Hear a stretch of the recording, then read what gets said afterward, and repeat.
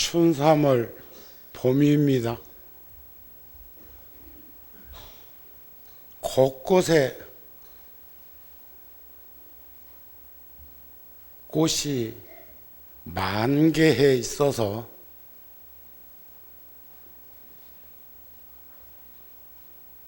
편안하다는 생각 속에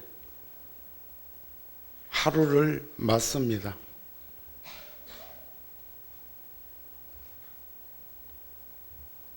진달래 피고 나면 철쭉도 필 것이고, 개나리꽃 피더니 벚꽃이 한박 웃음을 짓고 있습니다.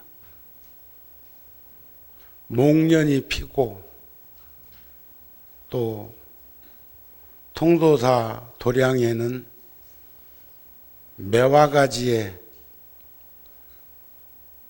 수백 년 된 매화꽃이 금년도 연희 때처럼 피어있는 모습을 사진으로나마 보았습니다. 또 그런가 하면 저 해남 대흥사에서 임진난 때 승병을 이끌고 앞장서시고 중심에 서 계셨던 서산대사 495주년 탄생이죠. 왜냐하면 사명대사가 돌아가신 지가 한 405년 정도 되니까 만일에 495주년이 열반하신 후로 치면은 사명대사, 서산대사가 틈새가 너무 많이 벌어지네요. 대흥사도 참 좋은 도량이고, 어렸을 때 보았던 도량하고는 현격한 차이를 이룰 만큼 많은 가람이 배치되어 있던데, 4월 24일입니다. 많은 불자들이 함께 해 주시기를 바랍니다. 시간 꼭들 내셔서 가족들이 같이 갈 수 있었으면 더 좋겠습니다. 저는 동의하지는 못하지만 그 호남 지방에 계신 스님들이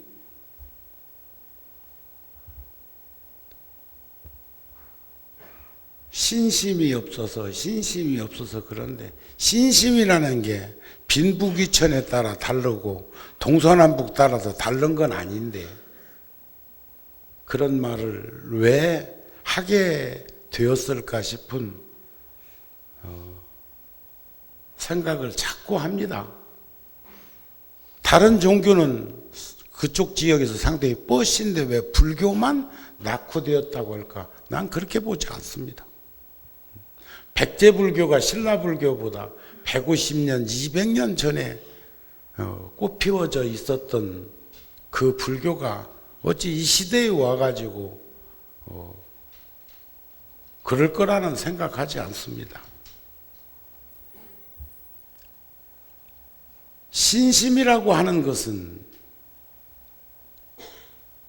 원하는 바에 대한 확신과 보이지 않는 것에 대한 신념을 신심이라고도 하고, 믿는 마음을 신심이라고도 하고, 마음을 믿는 것도 신심이라고 합니다.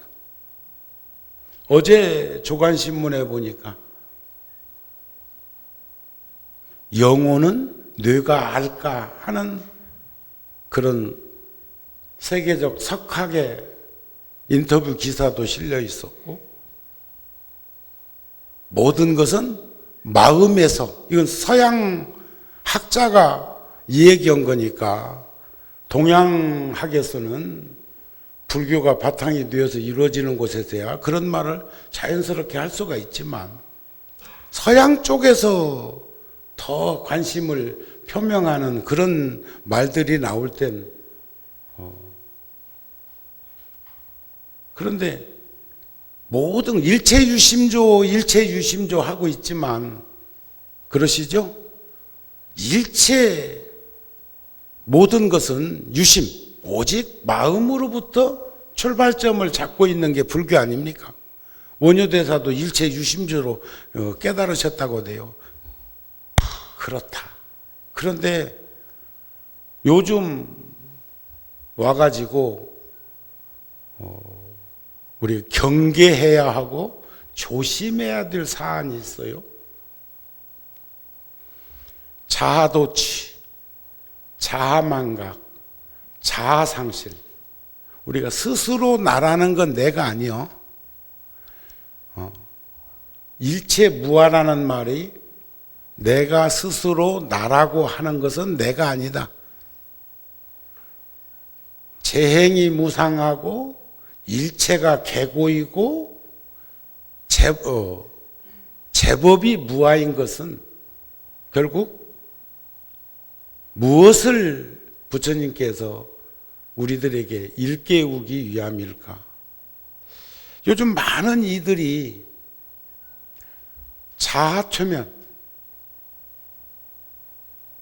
자기 최면에 빠지는 일들이 많이 있고 자아도취, 자아망각, 자아상실을 조금 더 현대적으로 접근해서 비추어 보면 이런 거죠.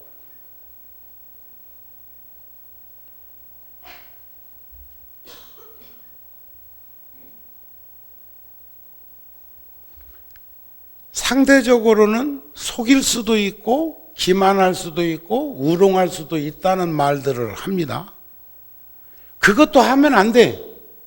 그런데 더 우리가 경계해야 될 것은 내가 나 자신에게 속고 기만하고 우롱하고 있는 짓을 하면서 모른다는 거예요. 자기가 자기한테 속아. 차라리 상대한테 속는 건 일시적으로 속을 수는 있겠지만 내가 내한테 속으면 이건 참으로 구제불능이죠.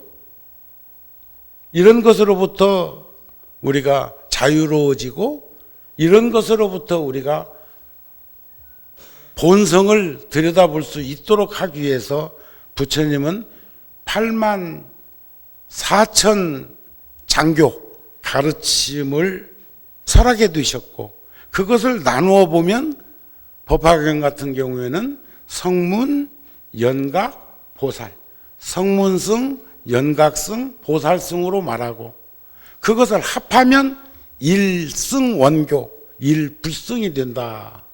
나누면 삼승으로 나누어지고 합하면 일불승이 된다. 그것을 원룡무예한 본성으로 말을 하지요.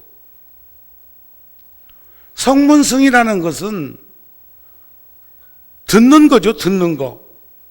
사제팔정도의 도리를 듣고 깨닫는 거예요. 사제팔정도.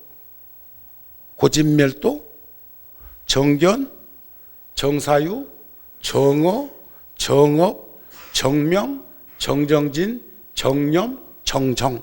이걸 성인의 도라 그러면 성인의 도. 성인이란 어떤 분입니까? 능히 어려운 일을 하시는 분을 스스로의 즐거움을 버리시는 분을 이분을 성인이라 하고 부처님이라고 한단 말이죠. 원효스님 말씀이에요. 연각승은 연기법, 무명, 행, 식, 명색, 유깁, 촉, 수, 애, 취, 유, 생, 노사. 늙고 죽는 것. 제가 이번에 60명 대중들하고 소임자, 구룡사 주지 등 소임자 스님들하고 합창단하고 대만 불광사에서 세계 각국에서 모인 불자들이 10,000명 정도가 모여서 합창제를 하는데 초청을 받아가지고 댕겨왔습니다. 그러면서 그냥 합창 단원만 함께 간 게 아니라 소임자 스님들 보고 같이 가자. 아마 처음 일이요. 어쩌다 이제 인도 성지순례 할 때 소임자 한 명씩 따라 붙기는 해도 이번처럼 여러 명의 10여 명의 스님들이 함께 한 건 처음 일이요. 제가 어렸을 적에 어른 스님들이 가난하고 배고픈 시절에 먹을 것을 가면 뭐 배고파서 왔나? 먹고 싶은 것이 있어서 왔나? 저도 제 방에 먹을 거 있으면 나눠 먹고 그러듯이, 그러면 극락암의 경복 노스님은 꼭 맛을 물으셨어. 뭘 주어도 먹고 난 다음에 맛이 어떻노? 하고 그 어린 사미한테 물으셨다고요. 그러듯이 갔다 와서 내가 물었습니다. 또 중간중간에 점검을 해서 어떻냐. 그런데 저는 제가 이번에 가가지고 큰 가르침을 접하고 온 건, 우리들이 보통은 생로병사를 말합니다. 그러시죠? 태어나면 늙고 병들고 죽고, 또 이것을 생사로 얘기하면 나고 죽고 죽고 나고 나고 죽고 죽고 나고 나고 죽고 죽고 나고, 그렇게 반복해서 말을 할 수도 있습니다. 그런데 성운대사가 내가 간 그 다음날 조간신문에 성운대사께서 지금 89살이십니다. 이번에 가서 참 가슴 벅차게 받아들인 것은, 자기 존중해주면 다 좋아해. 지금 현재 주지스님과 전 불광사 주지스님 사이에다가 내 자리를 해줬으니까 예우를 한 거요? 안 한 거요? 그 큰 불광사의 주지스님과 그 전 주지스님이 내 움직이는 동선에 늘 함께 하는데, 그것은 나를 대접한 거요? 안 한 거요?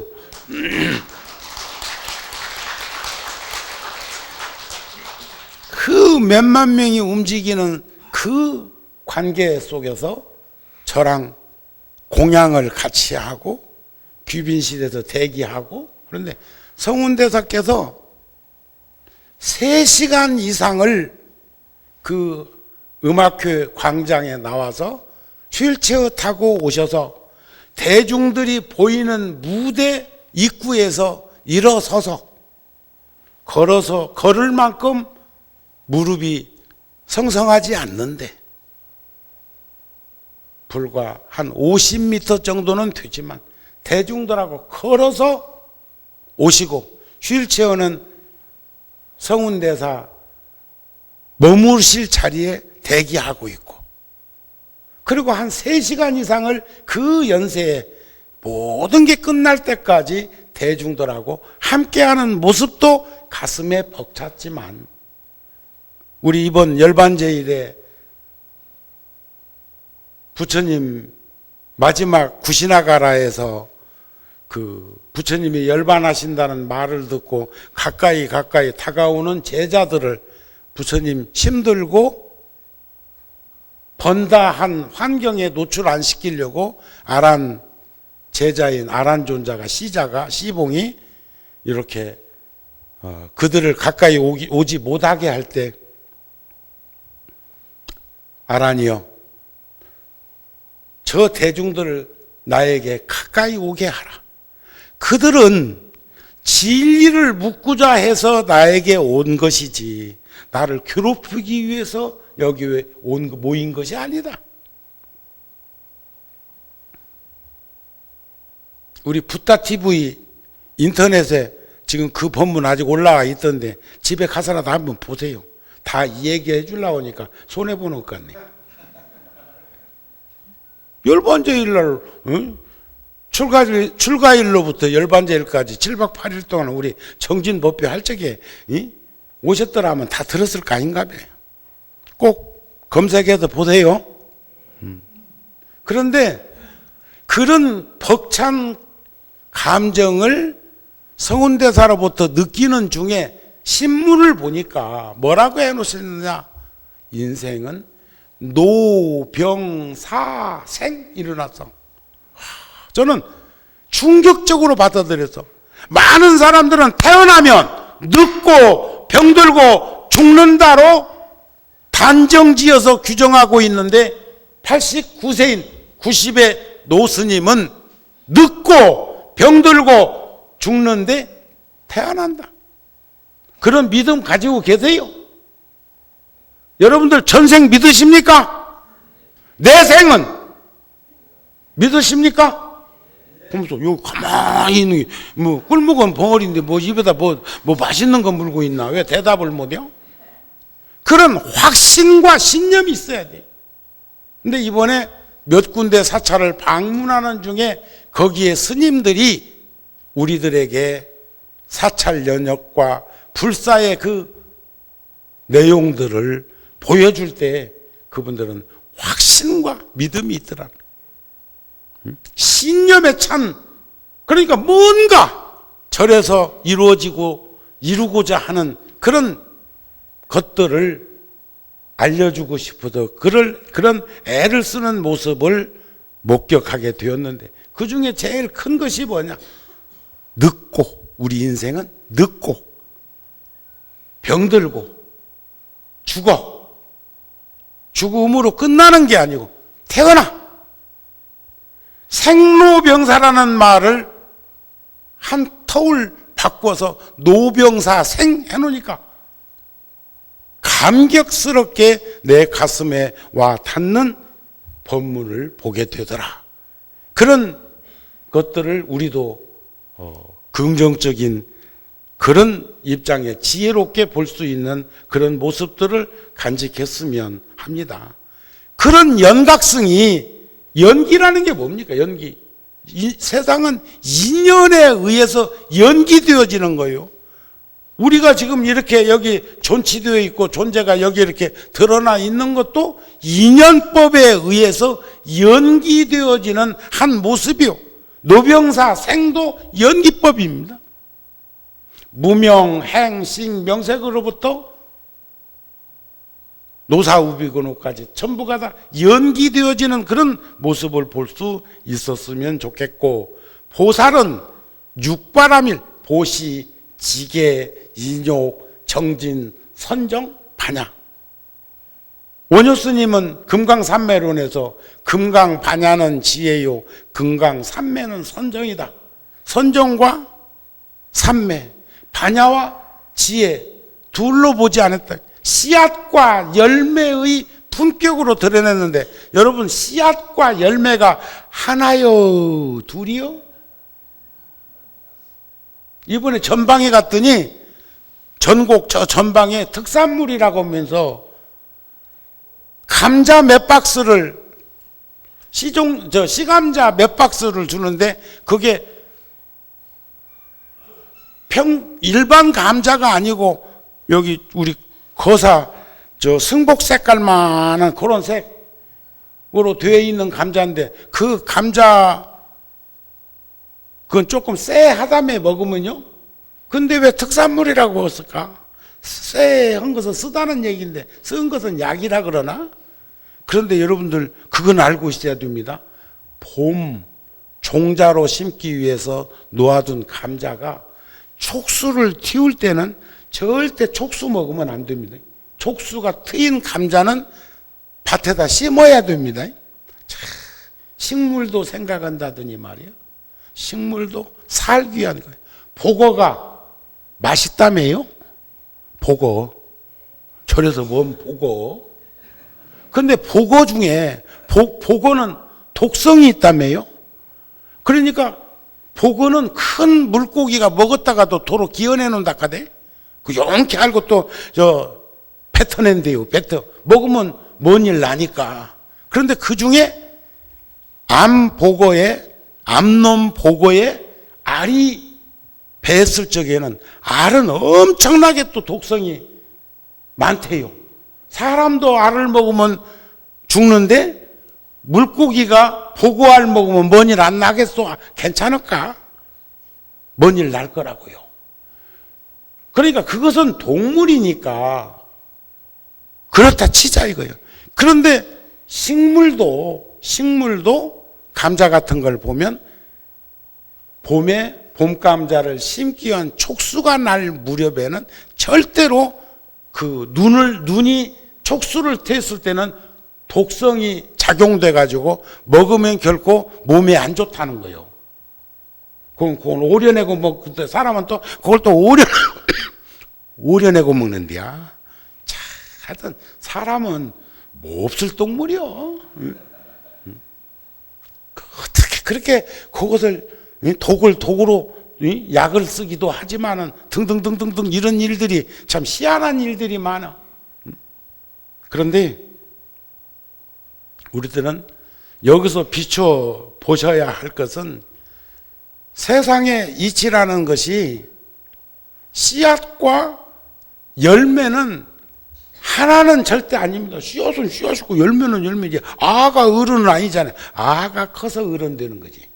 사람은 아나 어른이나 사람이요. 이해가 되시지요? 같은 종성을 가진 씨도 열매도 사람처럼 식물이고 곡식인 것은 맞지만 씨앗이 자라서 열매를 맺고 열매를 따서 종자로 삼으면 씨앗이 되는 것입니다. 그러니까 우리들은 어저께 BBS TV에서 방송을 하는데 여기 BBS 왔지 참. 내가 그 얘기는 해줘야겠다. 부처님을 부처가 이러대. 불교 방송에 정규 방송에서 부처님을 부처라고 표현하더라고. 그건 안 돼. 차라리 붓다 깨서 붓다라고 하면 그건 괜찮아요. 부처불자 불 하면 괜찮아. 우리말로는 반드시 부처라고 하려면 부처님이라고 해야 돼. 아셨습니까? 그거 혼돈하시면 안 돼. 깨달으신 분은 부처님이에요. 님자만 붙이면 다 존칭한 줄 알고. 그런 부분에 대해서는 우리가 잘 언어를 순화된 걸로 쓰여질 수 있었으면 좋겠다 하는 마음이 불교방송 BBS에서도 보였습니다. 그래서 우리는 깨어 있어야 합니다. 깨어 있어야 해요. 절대로 스스로가 자아도취, 자아망각, 자아상실이라는 극단적인 표현을 쓰지 않더라도 스스로가 스스로에게 속아서 기만하고 우롱하는 삶을 살면서도 모르는 자기 최면에 빠진 인생은 살지 않았으면 합니다. 그렇게 하기 위해서는 정념으로 바른 생각으로 망념을 다스려야 해. 정념으로. 그 다음에 정념, 바른 생각은 무념으로 여의게 해야 돼. 우리가 반야심경에서도 보면은 생멸이 없고 증감이 없고 미추가 없고 대소가 없고 장단이 없고 전후가 없고 좌우가 없다는 것은 왜 우리 현실 쪽에는 전후좌우가 왜 없어요? 북쪽 바라보면서 오른쪽은 동쪽이고 왼쪽은 서쪽인데, 그러나 본성자리에서 보면, 마음자리에서 보면 거기에 무슨 동서남북이 있고 거기에 무슨 전후좌우가 있고 거기에 무슨 빈부귀천이 있고 거기에 무슨 남녀노소가 있겠느냐. 이런 부분에 대해서 우리는 볼 수 있었으면 합니다. 만들어지면 소멸하게 되어 있어. 오면 가게 되어 있어. 즐거우면 슬픈 일이 있게 되어 있어. 오르막길 있으면 내리막길 있어. 그건 현상계. 그러나 큰 틀에서 전체를 보면 그냥 있는 그대로에서 생멸이 어디 있고 증감이 어디 있고 미추가 어디 있고 대소가 어디 있느냐, 이런 말을 하기 위한 겁니다. 그러니까 망령된 번뇌 같은 것은 올바른 생각으로 제어를 하고, 그 다음에는 무념이라는 말은 생각이 없다는 게 아니라 한결같은, 소품반향경에도 보면 마음 없는 마음을 마음이라는 마음이요. 어떤 마음이냐 이런 거죠. 근데 아무도 답변을 못할 것 같으니까 부처님이 대답을 해 주시오. 분별하지 아니하고 시비하지 아니하는 한결같은 마음을 마음 없는 마음이라 한다. 이해되세요? 거기에 조금 더 살을 붙여서 도움을 주기 위해서는 우리가 세속적 무학자는 배운 게 없는 사람, 불교적 무학자는 배울 게 없는 사람. 그러니까 무념이라는 그 말은 세속적으로 마음 없는 거예요.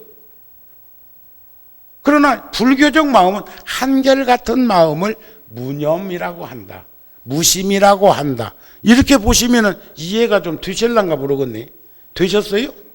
그러니까 무심한 일념에서 도가 나타나는 것은 마치 사람이 밝은 거울을 들면 얼굴을 보려 하지 않아도 저절로 얼굴이 비침과 같아. 우리 저 세면장에서 그 따뜻한 물 들면 수증기로 인해서 그 세면장 앞에 있는 거울 같은 것 이내 내 모습 안 보이잖아요. 그것을 능엄경에서도 그렇게 표현을 했습니다. 어디 갔지? 어디 갔지? 어디 갔지? 어디 갔어? 거울에 성애가 끼어갖고 내가 안 보이면 어리석은 자는 아까 있던 그 모습 사라졌으니까 어디 갔느냐고 찾아 안 찾아? 그 손으로 이렇게만 훔쳐도 되고 사오기로 물 한쪽만 끼얹으면 내 모습 본래 있던 그 모습 그대로 보일 건데 그렇습니까? 안 그렇습니까? 바닷물이 짜서 아니면 달어? 어떠세요? 바닷물이 짜다. 처사님은 손끝으로 찍어 먹은 수준밖에 안 돼요. 세상에 5대양 6대주물이 얼마나 많은데 그 물을 짜다고 표현을 얼마나 먹어봤길래? 그런데 먹어본 양을 느껴보니까 찍어서 햇끝에 대봤을 뿐이야. 근데 청소년들하고 저 바닷가 수련회 가가지고 같이 놀다가 이놈들 저 장난기 발동해가지고 스님 물 먹일기라고 딱 끌고 들어가려고 몇 명 덤비면 천상 물 먹어야 됩니다. 그런데 그것을 감안해가지고 방어를 하면 2명은 나한테 틀림없이 물 먹게 돼 있어요. 양쪽 팔로 딱 끼고 같이 들어가는 거예요. 그러면 나는 물 먹을 것을 가상했기 때문에 그 사람들보다는 덜 먹어. 그런데 엉겹결에 목을 잡혀가지고 끌려 들어간 놈은 물 더 먹지. 그렇잖아요. 근데 그 사람들의 한결같은 물맛은 쓰디야. 그런데 5대양 6대주물이 얼마나 많은데 한두 모금 먹고 쓰다고 하고 찍어 먹고 짜다고 할까 하고 몇 번만 반사적으로 반문해 보면 확신을 못 가져. 근데 짜. 지혜 있는 자의 한결같은 마음이죠. 이번에 어저께 그저께 제가 전방에 갔다가 오면서 제천 우리 저 불교 마을에 댕겨 왔는데 벌써 고추 모종 하려고 싹 갈아놓고 퇴비 저 성전 스님이 뿌려놓고 포크레인도 샀어요. 4,500만 원 주고 포크레인도 한 대 샀어. 뭐 하려고? 이제 본업으로 들어가려고. 그리고 감자는 벌써 다 심었어. 감자는. 조금 있으면 또 고구마도 심어야 돼요. 그 다음에 구원파 아무개 때문에 요즘 영농법인 아주 2,500만 원 벌금 냈어. 농사 안 짓는 땅이 내가 그 땅을 마련하기 전부터 농사 안 지었는데 내 아무리 생각해도 내가 이건 의심은 아니야. 니따 내가 의심은 뭐가 의심인가 이 얘기해 드릴게요. 대개는 의심하지 않는 게 의심인데 자꾸 거기에 전원주택이 들어오기 시작했어. 그 주변에. 그러니까 업자가 내가 딱 느끼기에 그 사람이 씨에 가가지고 자꾸 건드려. 뭘 건드려? 강제 매각. 강제 매각. 영농법인에서 농사 안 짓고 방치해 놓으면 내 이름으로 있을 때는 아무 일이 없었는데, 그런데 아무래도 그것은 건설업자가 강제 매각 통보를 받으면 안 팔면 C에서 대신 팔아줍니다. 근데 내가 그럴 사람이야? 포크레인 사갖고 땅 파고 있어. 농사 짓겠다고. 그런데도 그런 일이 생겼어. 아니 뭐 국가 살림에 보탠 거니까, 그것도 그 국세청에서 세금 매긴 거니까 내자 이거요. 그동안 세금도 안 내고 살았는데 세금 매겼으면 내지 뭐. 아이고 속도 모르고 웃네. 그래서 좀 더 거기를 자연 친화적으로 일을 하려고 그렇게 하고는 있지만 세상에 그런 일도 있습니다. 구원파 아무개 때문에 강화된 그 영농법에 의해 가지고 시에서도 지자체에서도 들여다보는 그 논조가 달라지고 이제는 강제 매각 통보도 오더라니까. 너가 안 팔면 우리가 판다. 그럼 안 파는 방법은 농사 짓는 수밖에 없지 뭐. 그래서 우리 거사님들 노는이 연불한다고 좀 집 지금 거기 있는 집 싹 지금 새로 꾸미고 있습니다. 그 옥상에 그저께 공구리도 새로 쳤고 방수하느라고. 그러니까 좀 가가지고 좀 뭐 좀 하십시다. 농부가 밭에 씨앗을 종자로 심으면 싹나기를 기다리지 않더라도 저절로 촉수가 트이는 것처럼 등불을 켜면 어두움을 없애려 하지 않아도 저절로 어두움은 사라지는 것처럼 우리가 수행정진을 하게 되면 원하는 바에 대한 확신과 보이지 않는 것에 대한 신념을 가지게 되면 그걸 신심이라는 생명력으로 표기하게 되는데, 그래서 우리는 성문승이나 연각승이나 보살승이 사제팔정도와 12연기법과 육바라밀로 깨달음을 이루고 무명을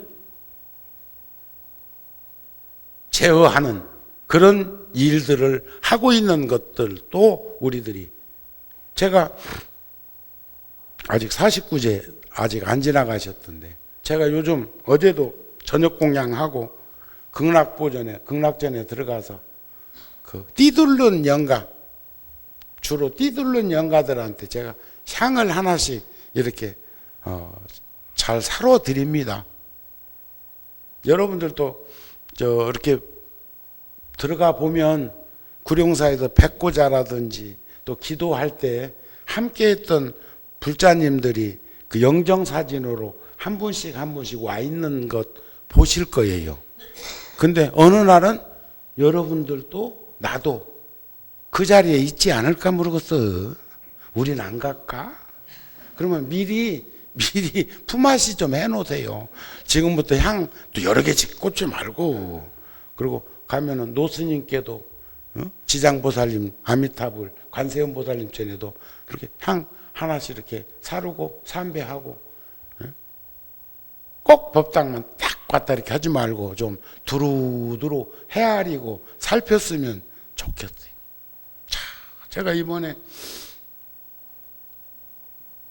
대만 불교도 30년 전에는 우리보다도 더 낙후됐었어요.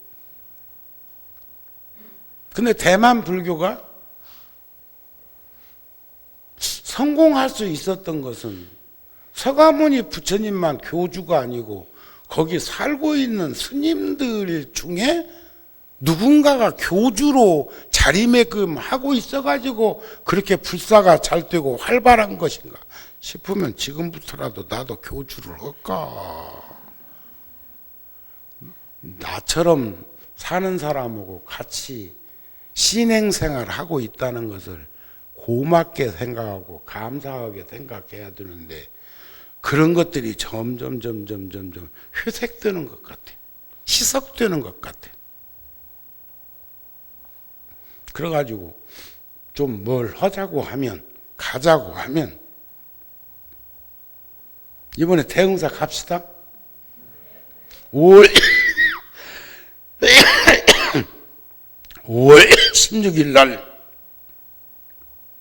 광화문에서 광복 70주년 또 종정 스님 교시에 의해 가지고 대중들이 모여서 거기서 큰 법회를 한다고 하는데 우리 식구들 모두 한 일부분은 저 제등행렬 하는 팀에 붙고 일부분은 광화문 광장으로 실질적으로 가갖고라도 참석을 해서 거기서부터 서울역까지는 쭉 사람이 있었으면 좋겠는데 여러분들 어떤가 모르겠어요. 텔레비전으로 보고 말래요?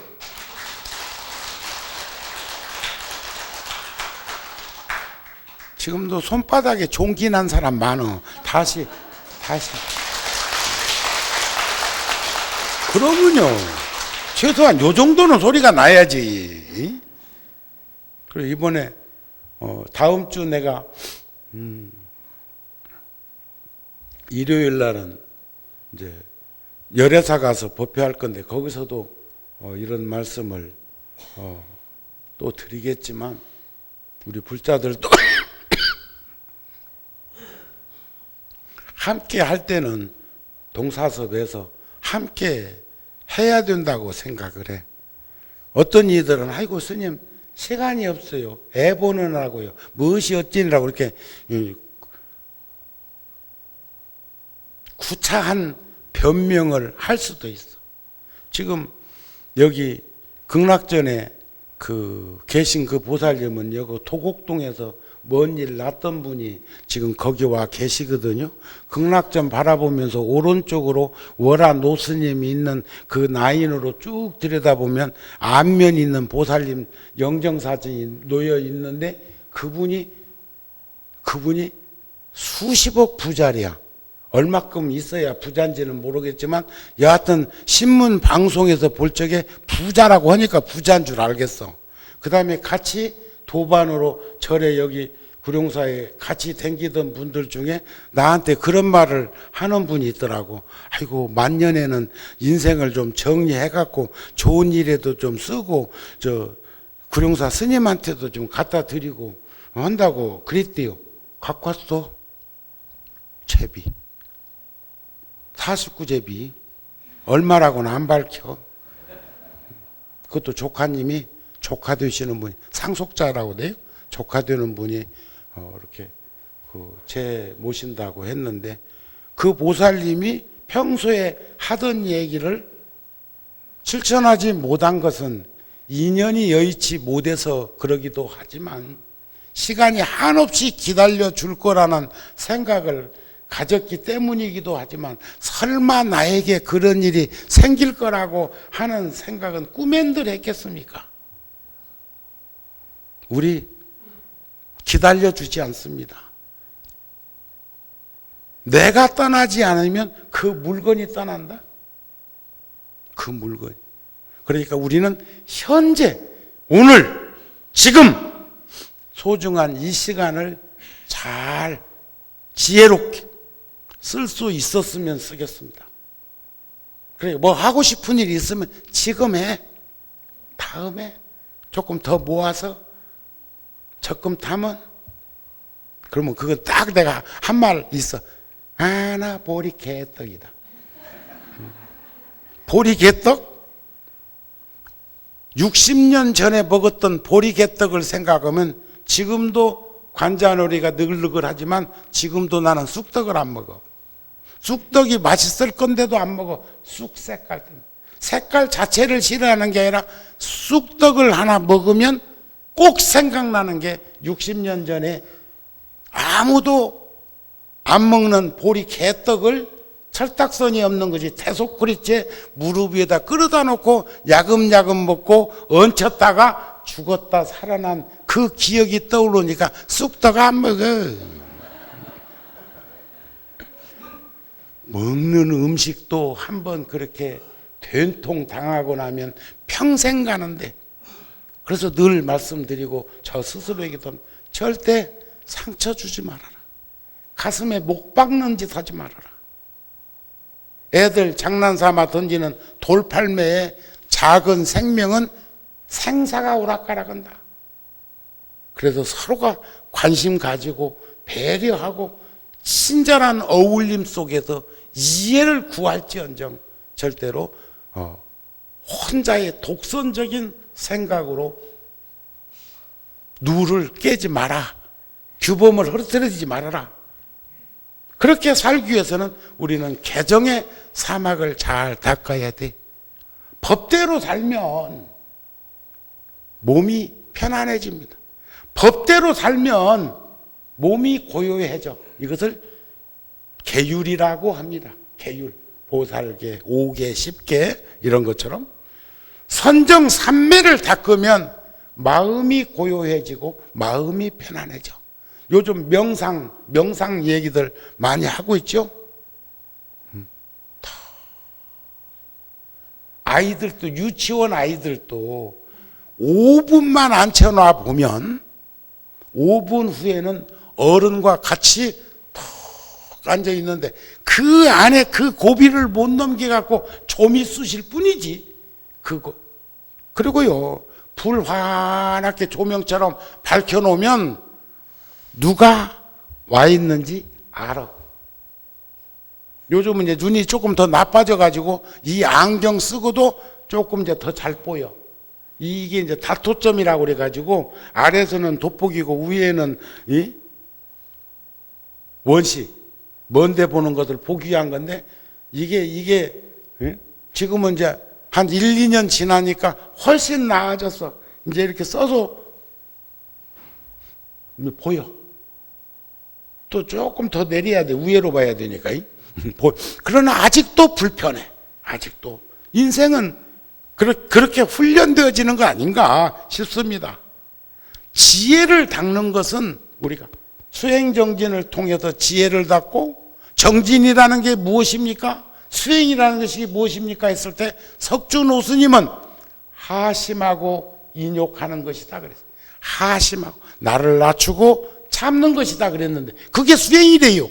그런데 그걸 하면 지혜가 드러나게 되는데, 지혜를 닦는 것은 결국 의심을 깨뜨리기 위한 거예요. 의심. 지혜로 분별하는 건 변별력이라고 합니다. 어리석은 자는 절대로 변별력이 떨어져. 늘상 말씀드리지만 지혜로운 자와 어리석은 자, 지혜로운 사람은 조건 없이 살아. 이게 보살행이에요. 보살행. 어리석은 사람은 어리석은 것만큼 무조건 살아야 되는 줄 알아. 궤도 수정할 줄 알아야 돼요. 요즘 아무리 리모컨 시대고 하지만 채널 아는 채널은 착착 하면 그 텔레비전 나옵니다. 예를 들어서 우리 여기 같은 경우에는 704번이 BTN, 707번이 BBS.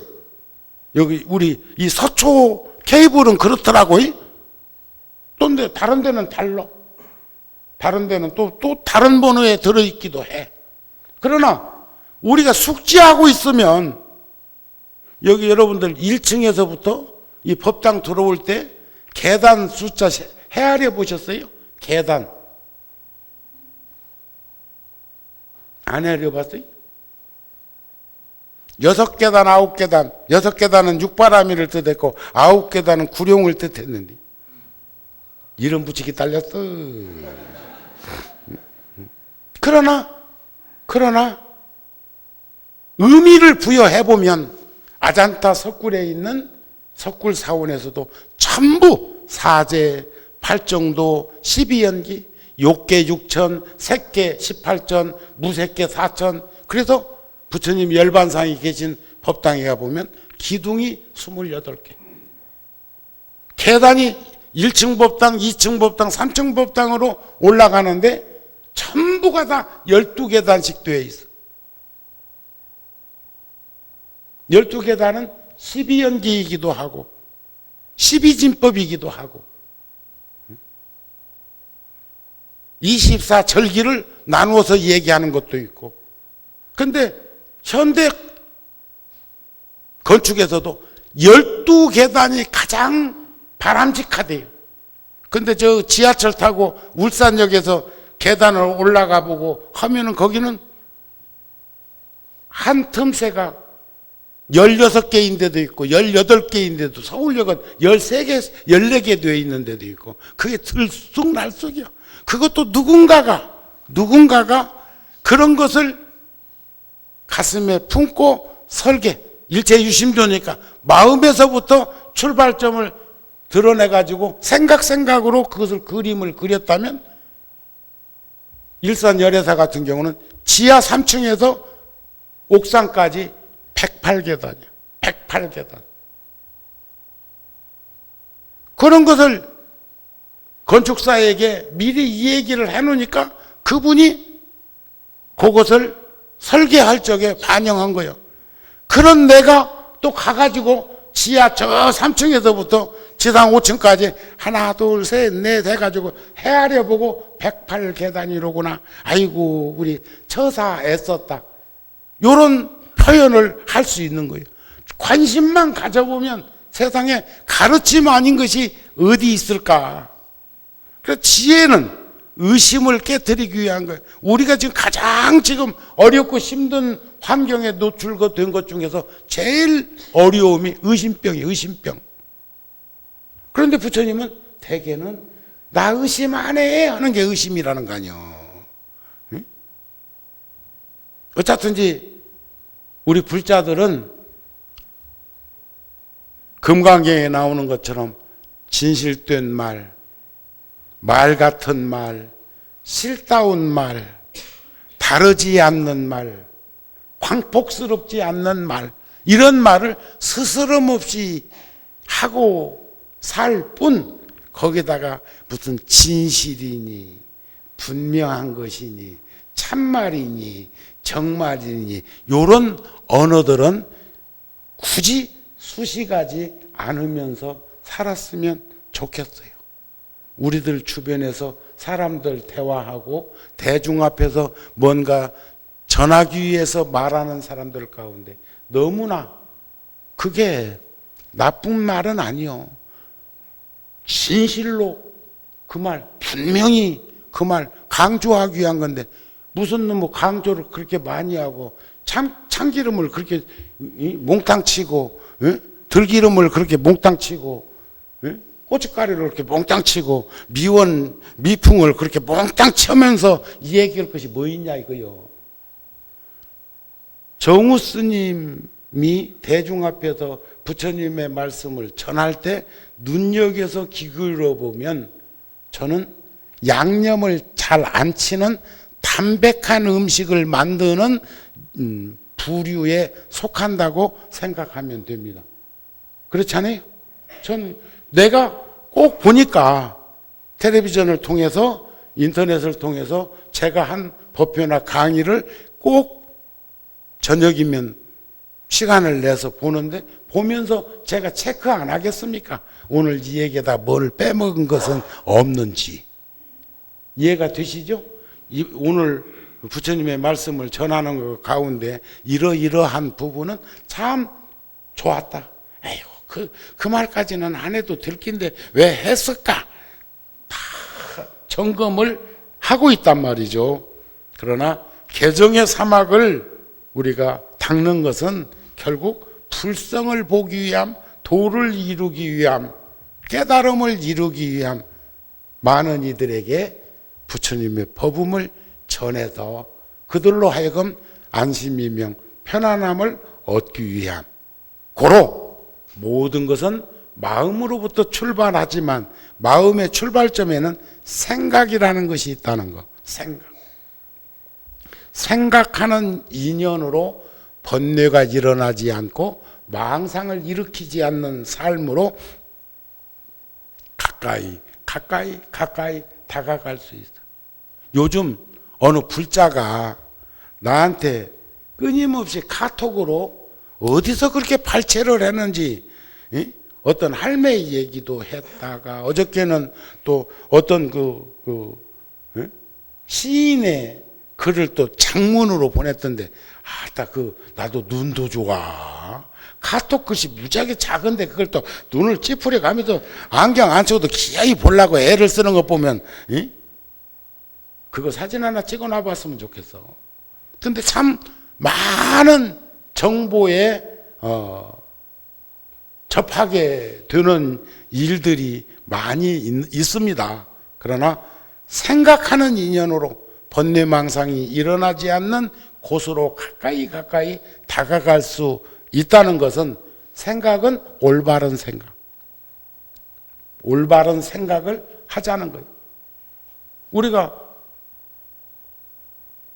착한 사람과 착하지 않은 사람과 올바른 사람이 있다고 가르치죠. 착한 사람은 어떤 사람이며 착하지 아니한 사람은 어떤 사람이고 올바른 사람은 어떤 사람일까? 올바른 사람이 행동력 있는 사람입니다. 그런데 그 올바른 삶을 살기 위해서는 끊임없는 생각, 좋은 생각을 실천 덕목으로 드러나는 행동이 필요한 겁니다.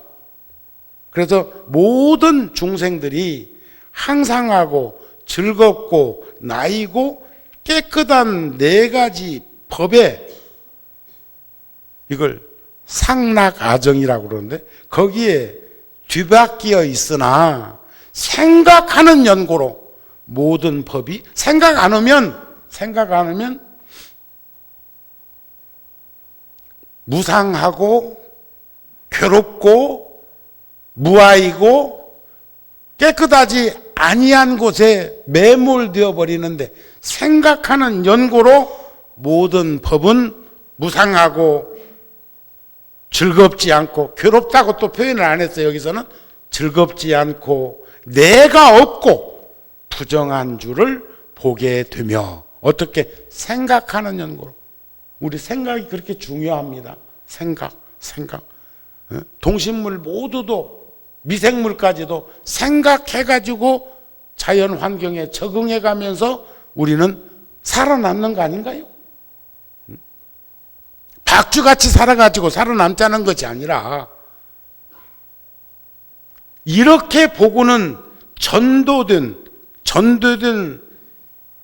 것이 끊어지게 되면 생각하는 인연으로 열반에 가까워진다는 말을 스스럼없이 하는데, 여러분 아까 말씀드렸죠. 성운대사가 태어나는 모양, 늙는 모양, 병든 모양, 없어지는 모양을, 늙는 모양, 병드는 모양, 그리고 없어지는 모양, 그리고 태어나는 모양으로 한 단락을 바꿈으로 희망적이고 이런 것들이 스스럼없이 느껴지게 하는 그런 가르침이 있더라. 전에 한번 말씀드렸죠. 그 스님께서 눈은 99%의 시력을 잃었고, 귀는 80% 이상의 청력을 잃었고, 무릎 관절은 3번이나 수술을 하고, 심장은 2번이나 손을 대고, 중국 음식이 채식이라도 기름을 많이 쳐서 진해서 그런지는 몰라도 스님은 당뇨로 50년 넘게 힘들었고, 그런데 스님이 하신 말씀은 뭐예요? 병고로서, 장애로서 친한 벗을 삼으라.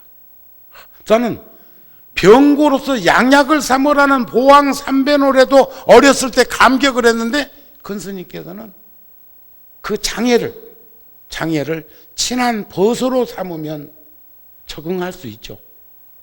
그리고 친한 벗으로 삼으면 헤쳐나갈 수 있지요. 저는 아직까지 건강하고, 아직까지 무슨 30년 전보다는 몰라도, 어저께도 내 제자하고 차를 한잔 먹으면서 그랬어요. 야야, 3, 40년은 길게 느껴지겠지 모르겠다만 살아보니까 20, 30년은 금방이더라. 제가 월화 노스님께, 노스님, 이게 제가 30대 여쭤본 겁니다. 노스님, 스님은 젊은 시절을 어찌 보내셨어요? 둘이 부자지간처럼. 노스님께서 하시는 말씀이 젊은 시절에 30대 초부터 선방에서 죽비익은 입승 소임자를 봤다는 겁니다. 죽비를 치려면 모범이 돼야 되고 시간은 안 빼먹어야 되고 시간 지켜야 되고 그렇습니다. 하다가 지나가셨다고 그래. 근데 그 말씀을 까마득하게 잃어버렸다가 60대 중반이 된 요즘 지나온 30년, 제가 구룡사원 시 30년 됐어요. 2달만 있으면 음력 5월 초하루면 85년도 음력 5월 초하루 날 제가 서울에 와서 구룡사 주지가 되었으니까, 가유동에 30년. 근데 그 30년이라는 시간이 찰나지가 아니, 금방 지나갔어. 엊그저께 같은데 금방 30년 지나갔는데 아직 40년은 그렇게 실감하지 못하고 있습니다. 20년, 30년 지나간 건 금방 알겠는데 40년까지는 아직 질감이 안 와. 그걸 느껴보는 분이 있으면 내가 스승으로 모실게 한번 손 한번 들어보지. 40년을 느낀다. 40년. 그 잘 안 오더라고. 감이 안 와. 20, 30년은 금방 지나가는 거 느껴져. 엊그저께 구룡사 온 것 같은데 30년 됐다니까. 엊그저께 온 것 같은데 10년 전에 그 종단이 어수선했을 적에 그때가 2014년 아니야? 15년? 아니 2005년? 엊그저께 무슨 2000년 해가지고 뭐 축보수와 대쌌고 엊그저께 2002년 월드컵 엊그저께 한 것 같은데 지금 몇 년? 10년 순식간 여러분들 엄벙덤벙 하지 마십시다. 예? 엄벙덤벙 아셨습니까? 인생은 인연에 의해서 연기되어지는 것이지만 그래서 끝으로 갈무리를 치자면 내 마음이 깨끗하면 그곳이 정토여.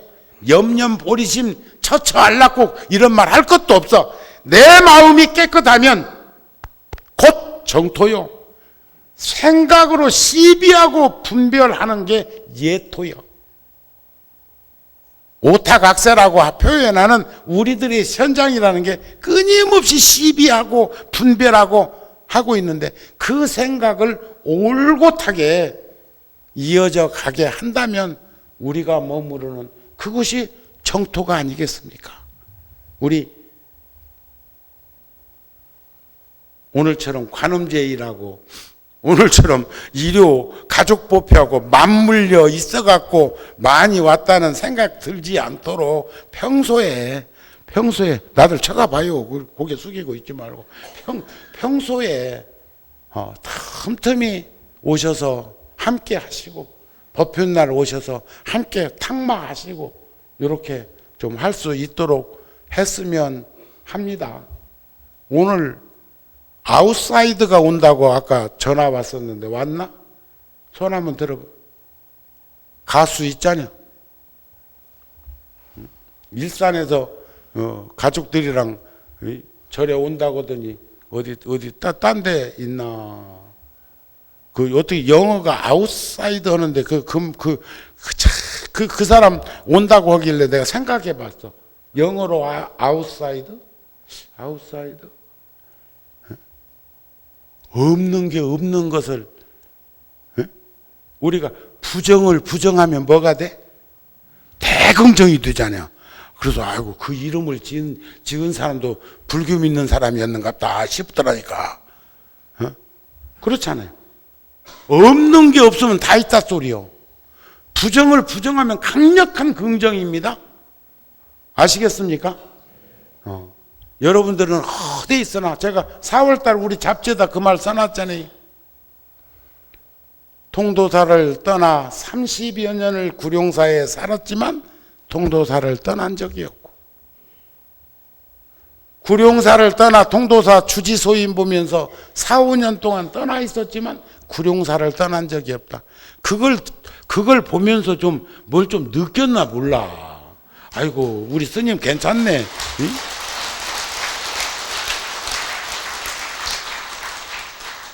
우리들도 모두 그럴 수 있어요. 외국에 살아도 대한민국을 떠나지 아니하고 사는 애국자들이 많은 것처럼 올바로 살면, 도산 안창호 선생이 간다 나는 간다 너를 두고 나는 간다 이런 시를 남겨놓고 독립운동한다고 상해 만주로 떠났는데 그때 발칵 뒤집혔어. 도산 안창호는 국민들을 속이고 기만하고 우롱했다고. 아니 지금 도망간 놈이 무슨 독립운동한다고 해가지고 난리가 나가지고 이제 막 매도당할 판이요. 그때 백범 김구 선생이 그러셨어요. 이것이 정도이냐 이것이 사도이냐가 중요할까? 이것이 현실이냐 이것이 비현실이냐가 중요할까를 물었습니다. 국민들한테. 도산 안창호는 비현실 속으로 떠났지만 정도를 행하기 위해서, 독립이라는 정도를 행하기 위해서 떠났는데, 현실인 조선 땅에서 친일파가 되어가지고 호의호식하는 삿된 길을 걷는 사람이 그러면 애국자냐 이런 말 아니겠어요? 그래서 그것을 잠재웠다는 글을 본 적이 있어. 우리들도 어느 곳에 어떻게 살든지 부처님 가르침 늘 품결에 품고 불법성 삼법천에 예경하는 불자의 길을 걷기 위해서는 끊임없이 우리 탁마하셔야 됩니다. 끊임없이 우리 만나야 됩니다. 우리 끊임없이 함께 해야 해. 아셨죠? 그래서 고로 4월 24일은 대흥사 간다. 5월 16일은 광화문으로 모인다. 오늘 화두는 두 가지. 마치겠습니다.